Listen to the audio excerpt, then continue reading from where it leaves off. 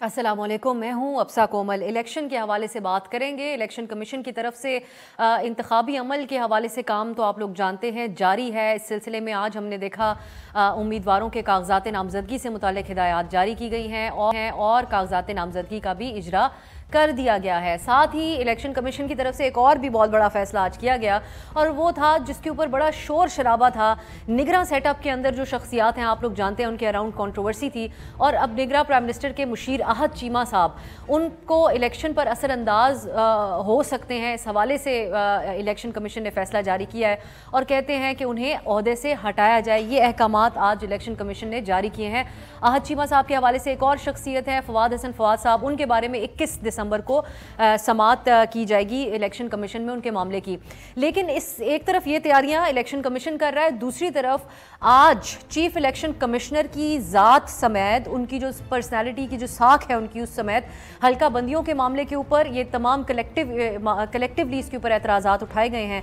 Pakistan bar council जो है वो इसके अंदर सर फहरिस्त रही, फिर सुप्रीम कोर्ट बार काउंसिल और थोड़ी देर पहले हमने देखा Sindh high court bar association की तरफ से भी इसके ऊपर प्रेस रिलीज जारी की गई है। यहाँ पर न सिर्फ लेवल प्लेइंग फील्ड का मुतालबा किया जा रहा है इन बार काउंसिल्स की तरफ से, बल्कि हल्का बंदियों चीफ इलेक्शन कमिश्नर के ज़ाती कंडक्ट के हवाले से भी सवालात उठाए जा रहे हैं और उन्हें घर जाने तक का कह दिया गया है। कहा गया है कि उनको हटाया जाए, साफ और शफाफ इलेक्शंस को यकीनी बनाया जाए और साथ ही वकला कहते हैं हम तहरीक भी चलाएंगे इस सिलसिले में। पाकिस्तान बार काउंसिल बड़ा कैटेगोरिकली चीफ इलेक्शन कमिश्नर के ऊपर इल्ज़ाम लगा रही है कि जहलम में उन्होंने हल्का बंदियों में एक इजाफी जो हल्का बंदियाँ हुई हैं जहलम में, वहाँ पर उन्होंने इजाफी सीट जो है वो शामिल की है। इसका जवाब इलेक्शन कमीशन की तरफ से आज आया। उनकी जो प्रेस रिलीज़ है उसमें कहा गया है कि चीफ इलेक्शन कमिश्नर का जो ताल्लुक है, उनका जो इलाका है वो जहलम नहीं बल्कि सरगोदा है। NA 82 का हवाला दे के बात की गई है। अपने नाज़रीन के लिए बताएं ये वही हल्का है जहां से पीपल्स पार्टी के नदीम अफजल चंद साहब भी लड़ते हैं। इसी के हवाले से बताया गया यही चीफ इलेक्शन कमिश्नर का भी हल्का है। लेकिन ये इल्ज़ाम जो है उसको एक तरफ मुस्तरद किया जा रहा है इलेक्शन कमीशन की तरफ से, लेकिन सुप्रीम जो बार्स हैं उनका जो मुतालबा है वो उसके ऊपर कायम है। इस हवाले से हम बात करेंगे कि आज और सुप्रीम कोर्ट का भी मैं हवाला देना चाहूँगी। उनकी तरफ से हल्का बंदियों से मुतालिक जो दरख्वास्तें थी उसको मुस्तरद करते हुए हुक्म ये दिया गया है कि ये तमाम एतराज़ात हम इलेक्शन के बाद सुनेंगे। सुप्रीम कोर्ट वाजे कर रही है कि कोई रुकावट नहीं होनी चाहिए 8 तारीख को जो इलेक्शन होना है उसके रास्ते में, लेकिन बार काउंसिल्स ने मुश्तरका तौर पर यह मौक़िफ़ आज अपना लिया है। क्या अहमियत है इसके ऊपर डिस्कशन होगी। PTI के चेयरमैन बैरिस्टर गौहर साहब ने अपने अलग खदशात का इजहार किया है। वो ये कहते हैं कि अगर बल्ले का निशान हमें नहीं मिलेगा तो हमारे उम्मीदवार आज़ाद लड़ेंगे और आज़ाद लड़ेंगे तो सूरत हाल में ऐसी बन जाएगी कि हॉर्स ट्रेडिंग भी हो सकती है। ये खदशात कितने दुरुस्त हैं। फिर आप लोग जानते हैं कि आजकल एक और डिस्कशन चल रही है। निगरां वज़ीर थे सरफराज बुगटी साहब, वो पाकिस्तान पीपल्स पार्टी को मिल चुके हैं। तो और आहद चीमा साहब जो हैं उनकी अब हमने आज जिस तरह आपसे जिक्र किया कि इलेक्शन कमीशन ने उनको हटाने का हुक्म दे दिया है। पीपल्स पार्टी जो बहुत शोर शराबा कर रही थी लेवल प्लेइंग फील्ड के हवाले से, निगरां सेटअप को बी टीम कह रही थी नून लीग का, उनसे हम ये जानने की कोशिश करेंगे कि क्या उनके खदशात और उनको लेवल प्लेइंग फील्ड मिल चुकी है, उनके खदशात एड्रेस हो चुके हैं।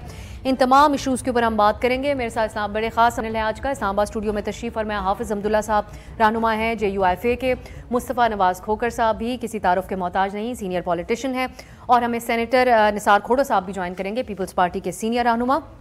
मैं आगाज़ करना चाहूँगी हाफिज़ साहब आपसे। अब election commission chief election commissioner के ऊपर ज़ाती तौर पे बहुत सारे इल्ज़ामात हैं, तरदीद तो वो कर रहे हैं, इसको हम भी अपनी तरफ से जानने की कोशिश कर रहे थे कि उनका ताल्लुक असल में जेलम से ही है या कहाँ से है, लेकिन यही बताया जा रहा है कि सरगोदा NA 82 लगता है। सो आप समझते हैं कि बार काउंसिल्स जो आज यकजा हुई हैं उनके इस मुतालबे के अंदर दम है, इकट्ठे होकर वो उनको हटवाने के दरपे हो सकते हैं? बिस्मिल्लाहिर्रहमानिर्रहीम। बहुत शुक्रिया आप साहबी। देखिए बात यह है, ये जो बार एसोसिएशन है मुझे नहीं पता कि उन्होंने किस माहौल में किस पस मंज़र में ये बातें की है चीफ इलेक्शन कमिश्नर के ख़िलाफ़। पस मंज़र का मुझे इल्म नहीं है, लेकिन मेरा जो अंदाज़ा है ये तसलसल है उस राय और उस मौक़िफ़ का जो PTI इमरान ख़ान की सूरत में हमेशा राजा सुल्तान पर वो तनकीद करते रहे और इल्ज़ामात लगाते रहे कि ये चीफ इलेक्शन, हालांकि चीफ इलेक्शन कमिश्नर जो है ये उनकी नामनी है عمران خان انہوں نے کے۔ کہا پہلے مجھے لگتا تھا کہ وہ بہت اچھے آدمی بس ہیں، لیکن بعد میں مجھے خیال ہوا کہ اچھے آدمی نہیں ہیں۔ مسئلہ یہ ہے کہ وہ فیصلہ پہلے کرتے ہیں، سوچتے بعد میں۔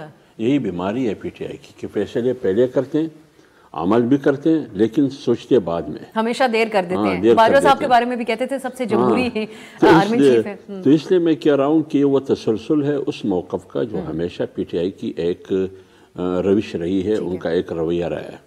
اب اگر راجہ سلطان پر اعتراض ہے آپ کا، کون سی قانونی اعتراض ہے، کیا الزام ہے آپ پر، اس کے خلاف آپ کورٹ بھی جا سکتے ہیں، عدالت بھی جا سکتے ہیں، لیکن میرا اندازہ یہ ہے کہ وکلاء اب پی ٹی آئی میں اکثریت جو قیادت کی لین میں جو پوزیشن نظر آ رہی ہے وہ وکلاء کی ہے۔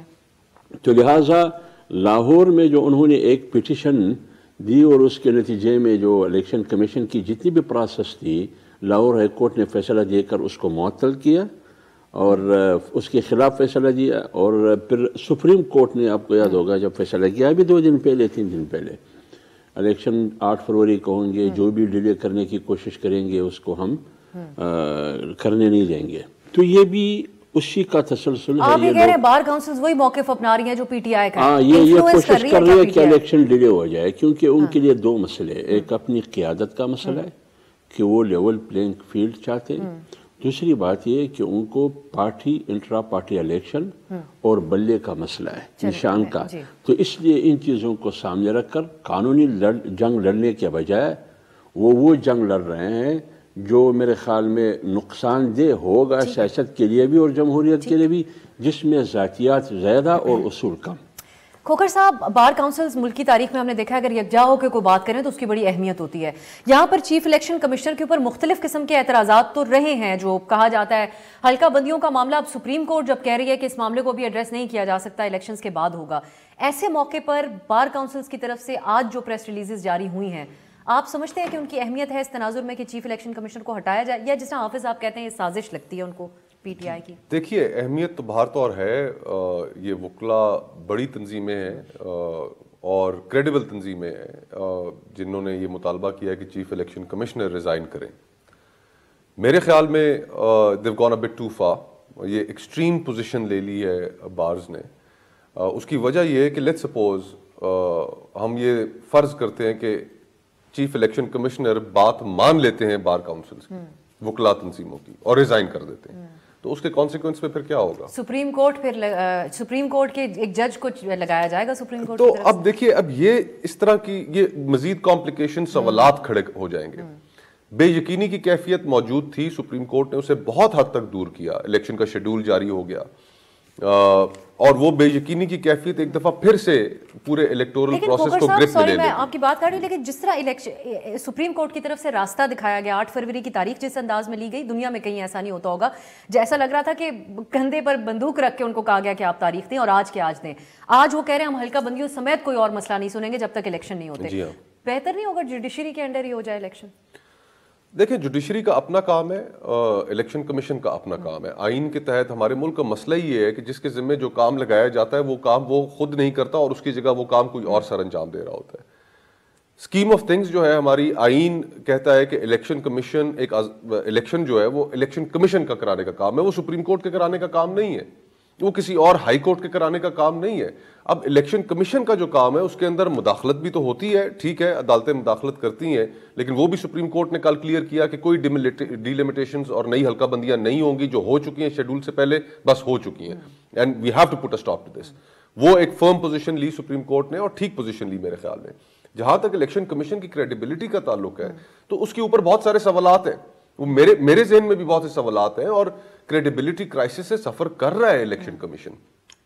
پی ڈی ایم میں جو جماعتیں شامل ہیں ان کی پوزیشن میں اور الیکشن کمیشن کی پوزیشن میں بہت سے اہم موقعوں پر کوئی فرق نہیں آیا، وہ ایک ساتھ پوزیشن چلتی رہی۔ پنجاب کے اندر الیکشنز ہو گئے، خیبر پختونخوا کے اندر اسمبلیاں ٹوٹ گئیں، نئی الیکشنز کرائے گئے، پی ڈی ایم کی جماعتیں بھی یہی چاہتی تھیں۔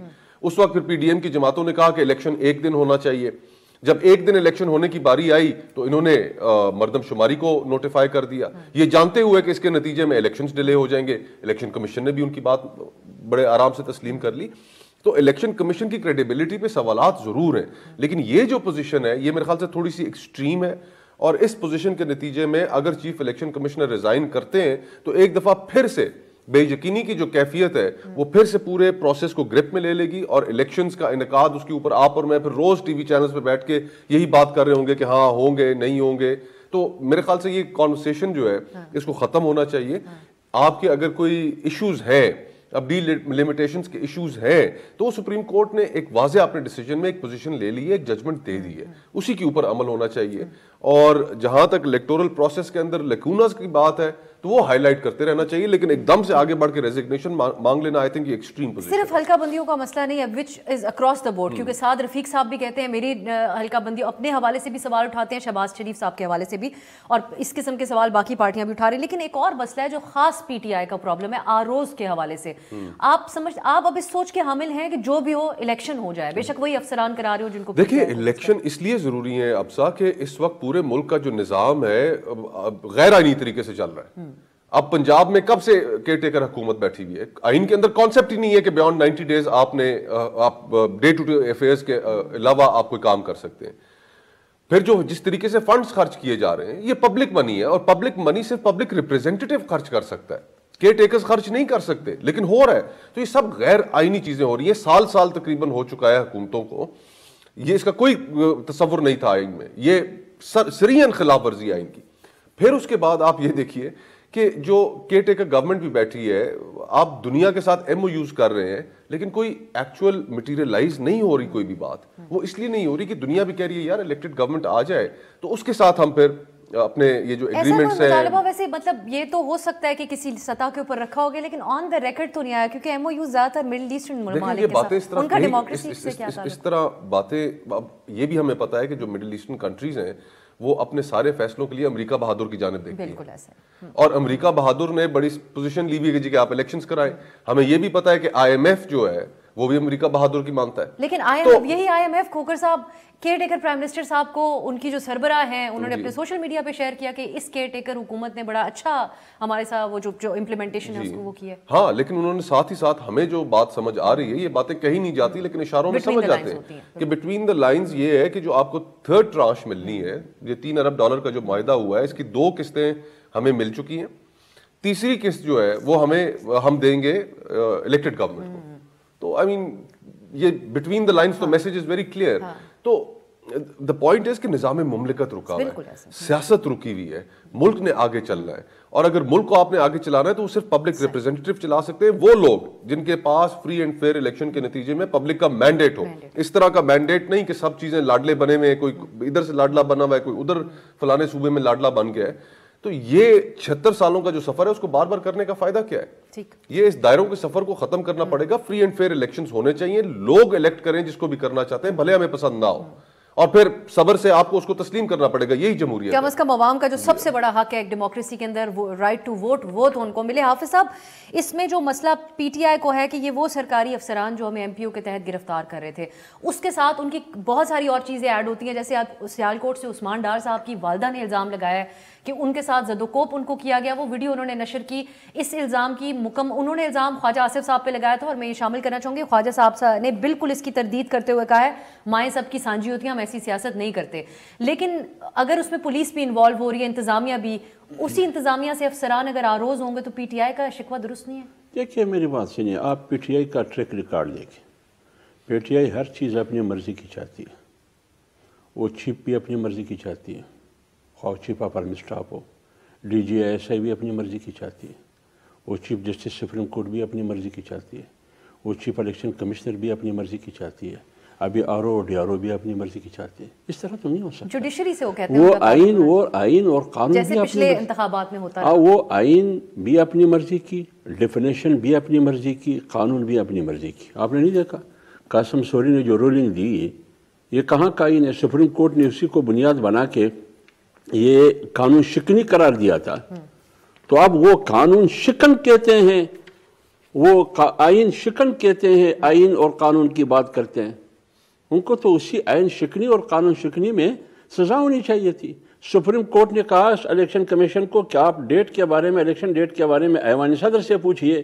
وہ ایوان صدر جو قاضی فائز صاحب کے ریفرنس میں بددیانت قرار دے چکا تھا, سپریم کورٹ نے آئین شکن قرار دے چکا تھا قاسم سوری کی رولنگ میں. کیا ہے یہ؟ لیکن پھر بھی پی ٹی آئی تسلیم نہیں کر رہی ہے کہ ہم آئین شکن نہیں ہے، ہم قانون شکن نہیں ہے. تو اس لیے ان کا یہ ہے کہ جو کچھ میں کہتا ہوں وہ ٹھیک ہے، اسی پہ عمل ہونا چاہیے، میری سیاست ٹھیک ہے.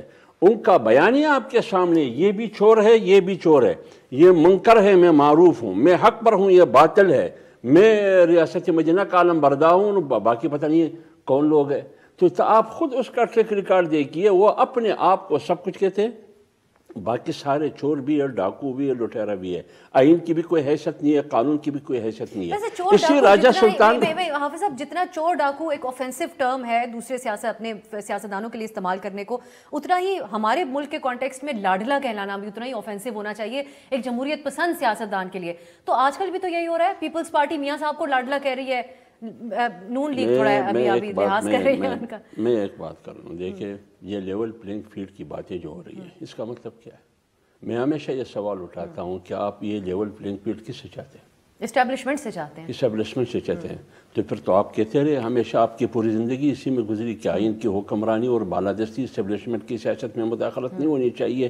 پھر پی ٹی آئی بھی اسٹیبلشمنٹ سے لیول پلینگ فیلڈ چاہتی ہے، میں بھی چاہتا ہوں، پیپلز پارٹی بھی چاہتی ہے، اور دیگر پی ایم ایل این بھی چاہتی ہے. تو یہ کون سی سیاست ہے؟ یہ کون سی جمہوریت ہے؟ اس سے کون سی سیاسی استحکام آئے گی؟ کون سا جمہوری استحکام؟ یہ جو بھی کرتا ہے وہ سیاسی نہیں ہے، نہ وہ جمہوریت ہے، نہ وہ جمہوریت کا چیمپئن بن سکتا ہے. تو اس لیے میں کہہ رہا ہوں لیول پلینگ فیلڈ کا مطلب ہمیں بتائیے. کیا آپ یکساں مواقع فراہم کرنا چاہتے ہیں؟ کس سے بابا آپ کا مطالبہ کس ہے؟ یا آپ اسٹیبلشمنٹ کے آشیرواد حاصل کرنا چاہتے ہیں؟ کون نہیں چاہتے؟ اسی چیز کی رہتی ہے ہماری سیاست میں، تو بچہ اس ملک میں جانتا ہے. ایک بریک کی طرف جاتے ہیں، واپس آئیں گے. تو سپریم کورٹ کی طرف سے ماضی میں جا کے کچھ معاملات کو دیکھا جا رہا ہے، جیسا کہ فیض آباد دھرنا ہو کیس ہو، یا بھٹو صاحب کی پھانسی سے متعلق معاملہ ہو. احتساب کی باتیں میاں صاحب بھی کر رہے ہیں. سپریم کورٹ کیا کورس کریکشن ماضی میں جا کے کر سکتی ہے ان بڑے معاملات کو؟ اس سے کوئی اثر پڑے گا حال جو اس وقت ہم پریزنٹ میں جہاں موجود ہیں اس کے معاملات کے اوپر؟ شارٹ بریک کے بعد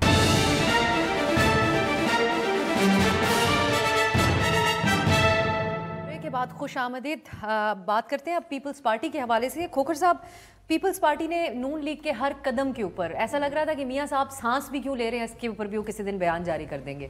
انہوں نے اعتراض کیا، ان کو لاڈلا قرار دیا، لیکن اب ہم دیکھ رہے ہیں کہ وہی بگٹی صاحب، سرفراز بگٹی صاحب جو وزیر داخلہ تھے اور ایک انتہائی اہم وزارت ہے اس نگراں سیٹ اپ کے حوالے سے، وہ جا کر پیپلز پارٹی میں شامل ہو گئے ہیں. یہ پیپلز پارٹی نے موقع پرستی کی ہے، یا یہ جو کہا جا رہا ہے اس وقت کہ نون لیگ اور پیپلز پارٹی ایک ہی سکے کے دو رخ ہیں، یہ اس کو آپ کیسے دیکھ رہے ہیں پیپلز پارٹی؟ دور حاضر کا المیہ یہ ہے کہ تمام جماعتیں، جس طرح مولانا صاحب بھی تھوڑی دیر پہلے کہہ رہے تھے کہ تمام جماعتوں میں اس وقت ایک دوڑ لگی ہوئی ہے کہ کون قبولیت کا شرف حاصل کرتا ہے. Peoples Party level playing field کا مطالبہ اس لیے کر رہی تھی کہ ان کی جو خواہش تھی کہ باپ کے لوگ پیپلز پارٹی میں شامل ہوں، وہ ان میں نہیں ہوئے، وہ نون لیگ میں ہو گئے. پھر جنوبی پنجاب میں جو توقعات تھیں کہ جو لوگ شامل ہوں گے پیپلز پارٹی میں، انہوں نے ترجیح دی استحکام پاکستان میں چلے گئے. تو پیپلز پارٹی اس کے بعد سے لیول پلینگ فیلڈ کا مطالبہ کرنا شروع ہو گئی، اور پھر زرداری صاحب کا بیان آنا، پھر بلاول بھٹو صاحب کی سٹیٹمنٹ آنا. تو اس سے واضح طور پہ مجھے تو یہ لگتا ہے کہ پیپلز پارٹی کی جو انٹرنل سیاست ہے وہ کنفیوژن کا شکار ہے. ایک طرف زرداری صاحب کا جھکاؤ ہے پاور پالیٹکس کی جانب، اور شاید بلاول صاحب یہ سمجھتے ہیں کہ پاور پالیٹکس ہی کی بنیاد پہ آپ پنجاب میں اور خیبر پختونخوا میں اپنی جگہ نہیں بنا پائیں گے. جو مین بیٹل گراؤنڈ ہے وہ تو باہر طور پنجاب ہی ہے، جس میں سب سے زیادہ نشستیں قومی اسمبلی کی موجود ہیں. تو وہاں پر تو پیپلز پارٹی کو ابھی تک بلاول صاحب کوشش کر رہے ہیں، لیکن پذیرائی اس طرح کی نہیں مل پا رہی جس طرح کی وہ چاہ رہے ہیں. تو اس صورتحال میں آپ نے ٹھیک کہا، میں اتفاق کرتا ہوں آپ کے اس جملے سے کہ ایک ہی سکے کے دو رخ ہیں. اور لیکن کوکر صاحب، بگٹی صاحب کا شامل ہونے کو یہ کہا جائے کہ جو حافظ صاحب کہہ رہے تھے کہ کس سے مانگتے ہیں لیول پلینگ فیلڈ، ادھر سے ہی مل گئی ہے پیپلز پارٹی کو لیول پلینگ فیلڈ. جی ہاں، اسٹیبلشمنٹ سے ہی مانگتے ہیں، اور کس سے تو یہ بگٹی صاحب کی شمولیت بتاتی ہے کہ اب ان کو کچھ رسپانس مل گیا ہے. اور پھر ساتھ یہ بھی اب صاحب ہمیں دیکھنا پڑے گا کہ چلیں یہ لوگ تو ادھر ادھر پولیٹیکل پارٹیز میں آنا جانا یہ تو ہوتا ہی ہے، لیکن پولیٹیکل پارٹیز کی اپنی سوچ کیا ان کی سوچ یہ ہے کہ انہوں نے 25 کروڑ لوگوں کے لیے ڈیلیور کرنا ہے؟ کیا وہ طاقت کا سرچشمہ عوام کو سمجھتے ہیں؟ نہیں سمجھتے. اسی لیے آپ دیکھیں گے کہ ابھی تک الیکشن کا شیڈول آ چکا ہے، الیکشن کیمپین بھی تقریباً شروع ہو چکی ہے. کیا کسی جماعت نے اپنا منشور کوئی جماعت سامنے لے کر آ سکے؟ لوگوں کے ایشوز کے اوپر تو گفتگو ہی نہیں ہے. آج پاکستان کے اندر میجورٹی پاکستانی جو ہے. پی ٹی آئی کے حوالے سے خبر رپورٹ ہوئی تھی کہ ان کے منشور میں ایک نئی شک ہوگی کہ اسٹیبلشمنٹ کی طرف اب نہیں دیکھیں گے, سیاسی جماعتوں سے بات کرنے کی کوشش کریں گے اور کہیں نہ کہیں اب تعلقات. دیکھیں یہ خبریں تو منشوروں کے حوالے سے چل رہی ہیں, لیکن آج پاکستان کو 3 بڑے کرائسس کا سامنا ہے. پولیٹیکل کرائسس کا سامنا ہے, اکنامک کرائسس کا سامنا ہے, اور سیکیورٹی کرائسس کا بھی سامنا ہے. ابھی چند دن پہلے ایک دہشت گردی کا جو واقعہ ہوا اس میں 25 کے قریب فوجی جوان شہید ہوئے. تو یہ سارے جو کرائسس ہیں ان کو حل کرنے کے لیے کسی کے پاس سلوشنز ہیں, تو سلوشنز دینا ہی پولیٹیکل پارٹیز کا کام ہے. اور پولیٹیکل پارٹیز میرے خیال میں وہ ساری کی ساری سیاسی طور پہ بھی دیوالیہ پن ہو چکی ہیں, معاشی طور پہ تو ویسے ہی ملک دیوالیہ پن کا شکار ہے, اور کسی بھی معاملے میں سلوشن پرووائڈ کرنے کی ان کے اندر اب کیپیسٹی بھی نہیں رہے گی. اور آج اس کا نتیجہ یہ ہے کہ میجورٹی پاکستانی جو ہے وہ آج لوگوں کو نہیں پتا کہ انہوں نے اپنا مہینہ کیسے گزارنا ہے, لوگوں کو نہیں پتا انہوں نے اپنا ہفتہ کیسے گزارنا ہے, اور دیہڑی دار طبقے کو نہیں پتا کہ انہوں نے اپنا دن کیسے گزارنا ہے. اس نہج پہ ہم نے اس ملک کو پہنچا دیا ہے, اور اس کے باوجود آپ ریس دیکھیں تو صرف یہ ہے کہ اقتدار کس طرح حاصل کیا جائے. اور اس معاملے میں انفارچونیٹ ہے کہ as Pakistanis we have to suffer this politics. ویسے حافظ صاحب, یہ آپ کی جماعت کے حوالے سے بھی کہا جاتا ہے کہ جہاں آپ لوگ بھی جو ایک خلا تھا اس کو پر کرنے کے بجائے ایک بہت ہی ڈسٹنٹ آپ لوگوں کی پالیٹکس ہے گراؤنڈ ریالٹی سے. یہی الزام میاں صاحب کے حوالے سے بھی لگایا جاتا ہے کہ اب وہ واپس آ گئے ہیں, ان کا جو کورٹ کیسز وغیرہ ان کو ہر جگہ سے ریلیف مل گیا ہے, لیکن پھر بھی وہ ماضی کی ہی بات کر رہے ہیں. اب یہاں پر ہم سن رہے ہیں, میں پیپلز پارٹی کا آپ سے ضرور جاننا چاہوں گی, آپ کی نظر میں کم بیک کیا ہے پیپلز پارٹی نے؟ یہ جو بگٹی صاحب بھی ان کے ساتھ جا کر مل رہے ہیں. نہیں, میں ہماری جماعت کے بارے میں آپ اپنی جماعت کے حوالے سے بتائیں کہ آپ کی جماعت کا بنیادی طور پر کیا کس ووٹر کو آپ اٹریکٹ کرنے کی کوشش کر رہے ہیں؟ جو پیپلز پارٹی سے ناراض ہے, جو نون لیگ سے ناراض ہے, جو پی ٹی آئی سے ناراض ہے, ان کو کھوکھر صاحب جیسے لوگ آزاد کھڑے ہو کر ان کے لیے اپنا خط جاری کر رہے ہیں اپنی الیکشن کیمپین میں. بہت دلچسپ ہے ان کی کیمپین, اسلام آباد کے شہری کو نوٹس دے رہے ہیں. جو جہاں تک جمعیت علماء اسلام کی بات ہے, آج کل جو مشہور جملہ ہے جہاں بھی میں جس سیاسی قیادت سے سنتا ہوں وہ یہی لیول پلینگ فیلڈ کی بات ہوتی ہے. یہی ہے نا, اس نقطے کی ارد گرد بات گھوم رہی ہے. میرے سوالات وہی ہے. اب جمعیت علماء اسلام کیا چاہتی ہے؟ جمعیت علماء اسلام نہ ان لوگوں کو چاہتی ہے جو پارٹیوں کو تبدیل کر کے موسمی پرندوں کی طرح ان بیساکھیوں پہ جمعیت علماء اسلام اپنے آپ کو سیاسی طور پر کڑی کرنے کی کوشش نہیں کرے گی. جمعیت علماء اسلام اسٹیبلشمنٹ کی بیساکھیوں کی آپ بات کریں, یہ سرفراز بگٹی کی بات آپ نے کی یا کسی اور کی بات آپ نے کی, اسٹیبلشمنٹ کی بات بھی ہم کرتے ہیں. اسٹیبلشمنٹ کی بات اگر فرض کرے اسٹیبلشمنٹ مداخلت کرے گی تو کیا ہم خاموش رہیں گے؟ بالکل نہیں رہیں گے. کس کو پتہ نہیں ہے کہ اسٹیبلشمنٹ کہاں مداخلت کرے گی, کہاں نہیں. انہوں نے مداخلت نہیں کی. جس منشور کی بات وہ کر رہے ہیں, ہم نے منشور تو نہیں سنا, یہ سنا ہے مولانا صاحب صدر بننے کے خواہش. نہیں, وہ میں دیکھیں نا, جمعیت علماء اسلام صرف اتنی بات کر رہی ہے کہ سیکورٹی کے خطرات ہیں. اگر 8 فروری کو الیکشن آئینی ہے, مثلا سپریم کورٹ نے فیصلہ کیا, الیکشن کمیشن نے کیا, ایوان صدر کی تائید حاصل ہوئی, مان لیا, لیکن کیا صاف اور شفاف الیکشن آئین کا تقاضا نہیں ہے نا؟ تو جب موسم اڑے آتا ہے یا سیکورٹی خطرات سامنے آتی ہے, یعنی مغرب کے بعد آپ ٹانک میں, ڈی آئی خان میں, بنوں میں, لکی مروت میں, کرک میں, ہانگوں میں گم پھر نہیں سکتے ہیں. وہاں کنٹرول پولیس کی نہیں ہے, نہ کسی اور فورسز کی ہے, کنٹرول کسی اور کا ہے. تو پھر میں کمپین کیسے کروں گا؟ تو میں یہ چاہتا ہوں کہ مجھے ووٹ کرنے کے لیے, مجھے کمپین کرنے کے لیے, لوگوں کے پاس جانے کے لیے پرامن ماحول دے مجھے.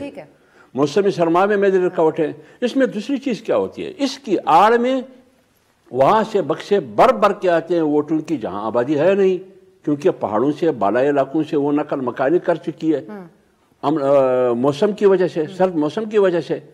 تو اس لیے ہم کہتے ہیں کہ آپ ووٹر کو ووٹ کرنے دیں, کاسٹ کرنے دیں, اس کے راستے میں رکاوٹ نہ بنے. یہ ہے جمعیت علماء اسلام کا بنیادی نقطہ. جہاں دوسری بات یہ ہے جمعیت علماء اسلام کا کہ جو لوگ پارٹیاں تبدیل کرتے ہیں, جس کو سیاسی لوٹے کہتے ہیں, تمام سیاسی جماعتوں کے دروازے ان پر بند ہونی چاہیے, اور جو بھی سیاسی لوٹا جہاں بھی کڑا ہوگا تمام سیاسی پارٹی اکٹھے ہو کے ان کے خلاف ایک امیدوار لے کے آئے. میں آپ کے منشور کے بارے میں مزید بھی جاننا چاہوں گی. ہمارے سامنے اب تک ایک ہی بات ہے جو بہت زور سے کہی جا رہی ہے, وہ ہے کہ مولانا صاحب اگر جیت گئے تو وہ صدر بننے کے خواہش مند. اس کے علاوہ JUI کیا سوچتی ہے, میں چاہوں گی آپ ضرور عوام کو بتائیں.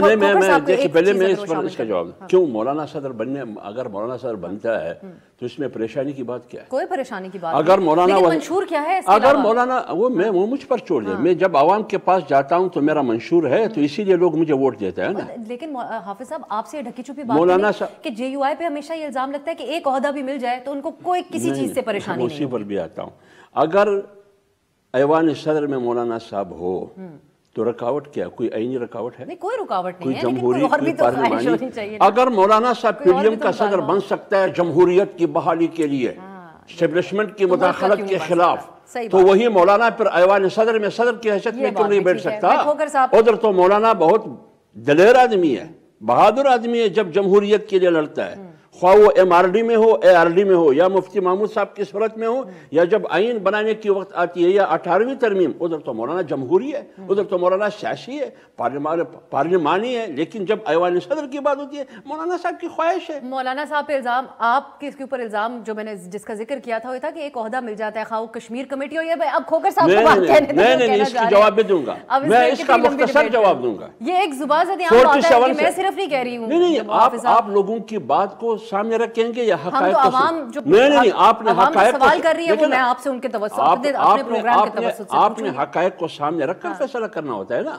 47 سے لے کر 2024 تک آپ جمعیت علماء اسلام کی ریکارڈ دے کے کتنا عرصہ وہ حکومت میں رہی ہے؟ صرف 7 سال. صرف 7 سال حکومت میں. اگر آپ خیبر پختونخوا کی حکومت کی بات کرتے ہیں تو ادھر خورشید شاہ اپوزیشن لیڈر تھے, سندھ میں ان کی حکومت تھی. آپ پیپلز پارٹی اپوزیشن میں سمجھتی تھی یا ان کو اقتدار میں سمجھتی تھی؟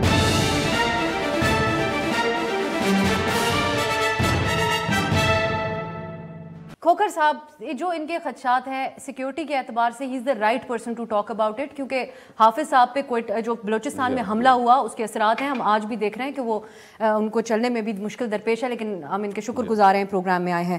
تو آپ سمجھتے ہیں کہ سرد موسم اور سیکیورٹی کے اعتبار سے جو ان کے خدشات ہیں وہ درست ہیں؟ دیکھیں, سیکیورٹی کے حوالے سے جو خدشات ہیں وہ ظاہری بات ہے, ان کے اندر وزن تو ہے. مولانا صاحب حافظ صاحب کا خودکش حملہ ان کے اوپر ہوا, زخمی ہوئے. پھر انٹیریئر منسٹر آن ریکارڈ ہیں کہ مولانا فضل الرحمان صاحب کو سیکیورٹی کے حوالے سے بہت خدشات لاحق ہیں. باجوڑ میں, جی ہاں, دیگر جگہوں پہ بھی. لیکن میں اس میں ایک ذرا اس سے ہٹ کر, اور یہ بات تو ٹھیک ہے کہ ایک مناسب ماحول ملنا چاہیے, لیکن یہ مناسب ماحول ہے کیوں نہیں؟ آپ کو یاد ہوگا کہ جب کابل پر طالبان نے اس کو فتح کر لیا, حکومت حاصل کر لی, تو ہمارے ہاں بہت سے پاکستانی, اور خصوصاً اس میں جو ہمارا دینی طبقہ تھا, وہ پیش تھا ان کو ویلکم کرنے کے لیے.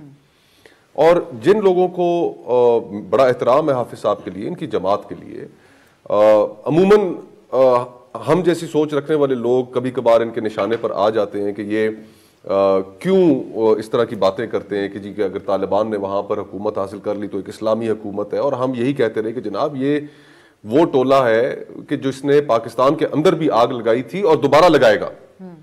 اس وقت تو سب ڈھول پیٹ رہے تھے اور ایک دوسرے کو مبارکبادیں دے رہے تھے, تو ہم تب بھی انہیں یہی سمجھا رہے تھے کہ جناب یہ TTP ہو یا TTA ہو, یہ ایک ہی سکے کے دو رخ ہیں. اور آج پاکستان کے اندر یہ جو سیکیورٹی کا ماحول نہیں مل رہا, ٹھیک کہہ رہے ہیں حافظ صاحب کہ DA خان, ٹانک, ان جگہوں پر بہت مشکل حالات ہیں, لیکن وہ مشکل حالات پھر اسی وجہ سے نا کہ سیاسی پارٹیاں جو ہیں وہ اپنی سوچ کے اندر کلیئرٹی نہیں رکھتی, مذہبی جماعتیں اپنی سوچ کے اندر کلیئرٹی نہیں رکھتی. ہمیں کوئی اعتراض نہیں ہے, یہ اپنی سیاست بالکل کریں, اپنا منشور اور اپنا پروگرام لوگوں کے سامنے رکھیں, لیکن لوگوں کو کنفیوز نہ کریں.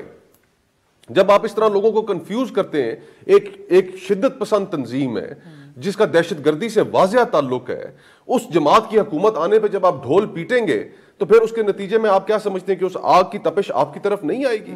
تو یہ ایک نقطہ تھا کہ میں سمجھتا ہوں کہ حافظ صاحب کی خدمت میں عرض کرنا چاہتا تھا کہ اس کے اوپر ضرور غور کریں. میں اس پر دیکھیں, خلاصہ یہ ہے ان باتوں کا کہ اس کا مطلب یہ ہے کہ TTP جمعیت علماء اسلام نے لے کے آئی ہے. اس لیے جمعیت علماء اسلام لے کے آئی ہے کہ جمعیت علماء اسلام نے کابل میں طالبان جو موجودہ حکومت ہے اس کو ویلکم کہا. تو کیا میں امریکہ کو ویلکم کہوں؟ امریکہ کی سرپرستی میں جمہوریت کی بات کیوں نہیں کر امریکہ کی سرپرستی میں 50 ممالک نیٹو جو آئی، کیا وہ جمہوری راستے سے ہے یا بارود اور بم کے راستے سے ہے، بمبار کے راستے سے ہے، ٹینکوں کے راستے سے ہے، آگ کے راستے سے ہے؟ افغان طالبان کو افغانستان کے مسائل کا حل اور ان کے عوام کے دیکھیں میری بات سنیں، میری بات سنیں، میں آپ اسی 2 سال کی طالبان کو کمپیئر کریں آپ کی 75 سال کے پاکستان سے، تو پھر وہ معاشی حوالے سے بھی آپ سے بہتر ہے، سیکورٹی حوالے سے بھی آپ سے بہتر ہے، قطن بہتر نہیں ہے۔ ایک بات میں عرض کر لوں، بات یہ ہے کہ خواتین کے ساتھ بچیوں کی تعلیم کے اوپر پابندی موجود ہے، آپ کہہ رہے ہیں حافظ صاحب کہ وہ نظام ادھر بھی ہونا چاہیے۔ آپ مجھے بات کرنے دیں، آپ نے بات کی، دیکھیں نا، آپ نیٹو کو ویلکم کر سکتے ہیں، آپ نیٹو کی جارحیت کو تسلیم کرتے ہیں، آپ اس کو خوش آمدید کہتے ہیں۔ افغانستان میں بھارت کے 12 قونصل خانے تھے، جو کلبھوشن جیسے لوگ آتے تھے، کیا وہ جنت تھا؟ آج کہاں ہیں قونصل خانے؟ اگر آپ ٹی ٹی پی کی بات کرتے ہیں تو پھر میرے بھائی آپ یہ بات کیوں نہیں کرتے ہیں کہ جنرل فیض وہاں گیا 35,000 لوگوں کو لایا؟ آپ وہ بات کیوں نہیں کرتے ہیں؟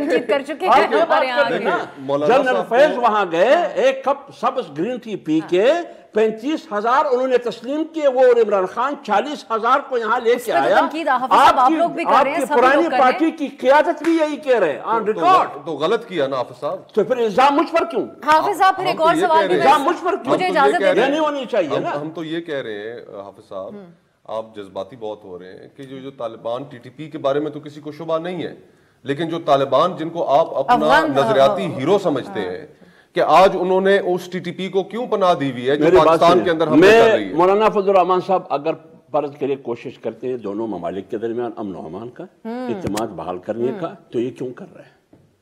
یہ کیوں کر رہے ہیں؟ اس لیے کہ افغانستان ایشیا کا دل ہے، اگر وہاں امن ہو تو یہاں امن ہوگا، اگر وہاں امن نہیں تو اچھا جمعیت علماء اسلام نے کب کہا ہے طالبان کو کہ آپ یہاں دراندازی کر کے سب کو ماریں؟ حافظ صاحب یہ کنفرم میں آپ سے، آپ ترجمان بھی ہیں مولانا صاحب کے، مجھے اجازت دیں، جو افغان طالبان نے آفر کیا کہ مولانا صاحب ثالثی کا کردار ادا کرے پاکستانی ریاست اور افغانستان کے طالبان حکومت کے درمیان، وہ یہ قبول کر رہے ہیں اور وہ اس پہ کام شروع کر چکے ہیں؟ میری ایک بات سنیے، مولانا نے دعوت قبول کیا ہے، اگر کرزئی کی حکومت ہے افغانستان میں، اشرف غنی کی حکومت ہے افغانستان میں، امریکہ کی چھتری میں ہے، وہاں کسی اور سیاسی لیڈرشپ جب وہاں جاتی ہے تو اس پر کوئی اعتراض نہیں ہے، اس پر کوئی اعتراض نہیں ہے، حالانکہ وہاں کس کی حکومت ہوتی ہے؟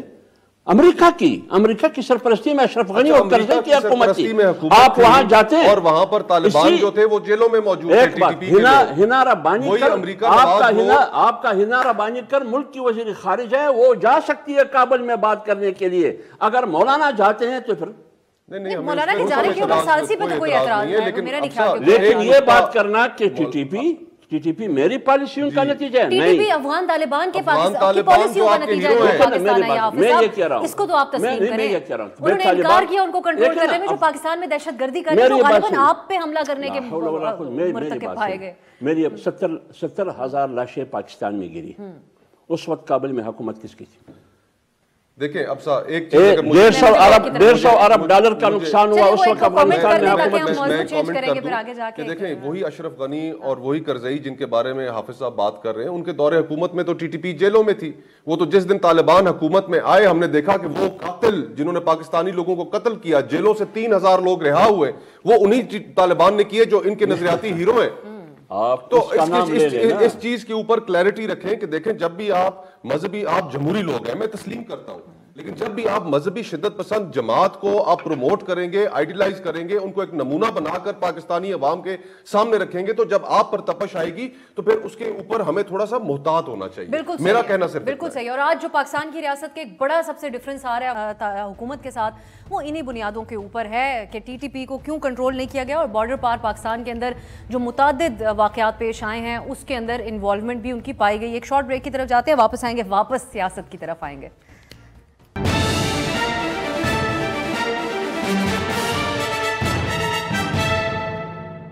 بریک کے بعد خوش آمدید. کھوکھر صاحب، یہ شکوہ حافظ صاحب کر رہے تھے کہ ٹی ٹی پی کو واپس لانے میں جن عناصر کا اور جن شخصیات کا کردار تھا ان کے بارے میں بات کیوں نہیں ہوتی. اس میں جنرل ریٹائرڈ فیض صاحب کی بات ہوتی ہے. سپریم کورٹ میں معاملات بہت سارے زیر سماعت ہیں جس میں فیض آباد دھرنا کمیشن بھی ہے. آج ہم یہ سن رہے تھے اور اعزاز سید صاحب ہمارے کولیگ ہیں سینئر جیو سے، انہوں نے یہ خبر دی ہے کہ ان کی طلبی کی تیاریاں اب جو ہے اس کمیشن کے اندر مکمل کر لی گئی ہیں جنرل ریٹائرڈ فیض صاحب کی، اور سوال نامہ بھی تیار ہے. آپ سمجھتے ہیں کہ جو اس وقت چیف جسٹس صاحب جن معاملات کو ماضی سے لے کر اٹھا کے جو سن رہے ہیں، یہ کوئی کورس کریکشن ہو پائے گی، چیزیں اب درست ہو پائیں گی ماضی میں؟ دیکھیں، کورس کریکشن تو پاکستان کو ضرورت ہے. فیض آباد دھرنے کیس کے اندر جو ڈکلیریشنز اور جو ڈائریکشنز دی گئیں، ان کے اندر سب سے بڑی جو ڈائریکشن ہے میرے خیال میں وہ یہ ہے کہ انٹیلیجنس ایجنسیز کا پاکستان میں کوئی پیرنٹ لا موجود نہیں ہے. They operate in a grey area, اور جب تک کوئی پیرنٹ لا موجود نہیں ہوگا سپریم کورٹ کی ججمنٹس اس کے اوپر موجود ہیں، تو اس طرح کی چیزیں چلتی رہیں گی. پولیٹیکل گورنمنٹس کو ڈی سٹیبلائز کرنے کے لیے آج جو کہا جا رہا ہے عدالتوں کی جانب سے کہ ہم پرانی غلطیوں کو درست کر رہے ہیں، تو اس درستگی وہ غلطیاں ہوئیں کیسے؟ وہ اسی طرح غلطیاں ہوئی. شوکت عزیز صدیقی صاحب کا کیس آپ کے سامنے موجود ہے. اور جہاں تک طالبان کی ری سیٹلمنٹ کا بات ہے، اس وقت ہم لوگ سب یہ یک زبان ہو کر کہتے رہے کہ جناب یہ ٹھیک پالیسی نہیں ہے. لوگ اس کے لیے باہر نکل آئے. سوات کے اندر آپ دیکھیں، مومند میں آپ دیکھیں، وزیرستان میں آپ دیکھیں کہ وہاں پر پبلک باہر نکلی کہ جن لوگوں نے ہمارے ساتھ ظلم کیا آپ ان کو واپس ہمارے ہاں کیسے لا کے ری سیٹل کر رہے ہیں. اس میں اور پھر یہ خبر جو تھی اس وقت شیئر کی گئی جب یہ سارا کچھ ہو چکا تھا پارلیمنٹ کے ساتھ. پارلیمنٹ کو بھی اعتماد میں نہیں لیا گیا. تو آج اگر ہم نے اس سارے بگاڑ سے نکلنا ہے تو اس بگاڑ سے نکلنے کا واحد طریقہ یہ ہے کہ پاکستان کی پارلیمنٹ جو ایک فیئر الیکشن کے نتیجے میں منتخب ہو، اس سے گائیڈنس لی جائے. اور ہماری گائیڈنس یہی ہوگی اگر جو لوگ اس میں الیکٹ ہو کر آتے ہیں. سیاستدانوں کی ہمیشہ یہی رہی ہے کہ جناب یہ جو ہم نے پراکسیز لڑی ہیں مختلف ممالک میں، یہ پراکسیز اور اس کے اندر افغانستان سر فہرست ہے، یہ سب کے سب آخر میں آ کر ہمارے گلے میں پڑی. پاکستان کو ایف اے ٹی ایف کا بھی سامنا کرنا پڑا، انہی تنظیموں کی وجہ سے کرنا پڑا، اور پھر ہمیں وہ ساری چیزیں رول بیک کرنی پڑی. آج بھی اگر ہمیں کلیئرٹی کی ضرورت ہے تو پاکستان ایک لبرل پروگریسو جس طرح کا ملک جناح صاحب چاہتے تھے، اور بڑے کلیئر تھے جناح صاحب اپنی سوچ میں کہ پاکستان تھیوکریٹک سٹیٹ نہیں ہوگا.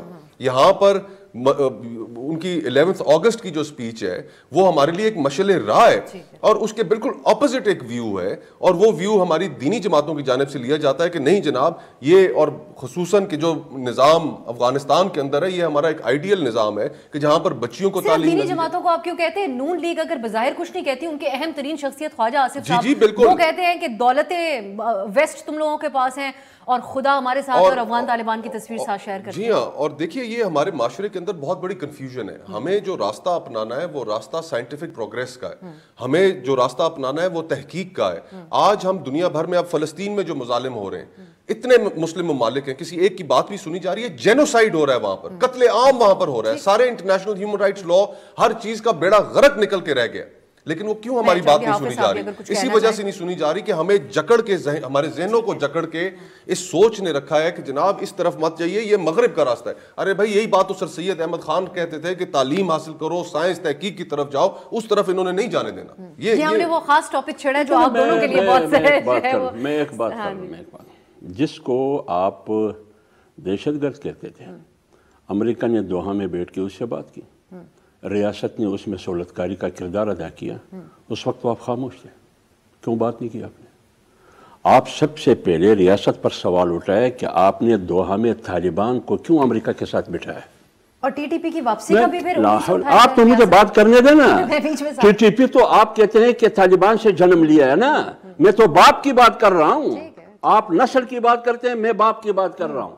جب طالبان سے ٹی ٹی پی نے جنم لیا ہے تو طالبان کو امریکہ کے ساتھ کس نے بٹھایا؟ ریاست نے. تو آپ ریاست کو کیوں نہیں کہتے کہ کیوں بٹھایا آپ نے ان کے ساتھ؟ آپ یہ بات کیوں نہیں کرتے ہیں؟ کھیمین 11 میں آپ کی مجبوری کیا تھی کہ آپ نے امریکہ کے ساتھ مل کے افغانستان پر چڑھائی کی؟ لیکن ایک بات ہے، اگر اجازت دیں حافظ صاحب، جو ابھی ہنا ربانی کھر صاحبہ کے جانے کی آپ نے بات کی، اس میں افغان طالبان نے کہا پاکستان کو کہ دوحہ معاہدے میں آپ کا کیا کردار تھا؟ یہ تو ہمارا امریکیوں کے ساتھ دوحہ معاہدہ ہوا ہے یا نہیں ہوا؟ پاکستان کو کسی کھاتے میں نہیں رکھتے افغان طالبان. دوحہ معاہدہ ہوا ہے یا نہیں ہوا ہے؟ وہاں یا نہیں ہوا؟ تو اس پہ پاکستان کا ریاست کا کیا کیوں؟ صورتکار کا کردار پاکستان نے ادا کیا، اس سے بھی آپ انکار کریں گے؟ لیکن ایک حقیقت سے اس سے آپ انکار نہ کریں. اس کو تو آپ ویلکم کہتے ہیں دوحہ معاہدے کو.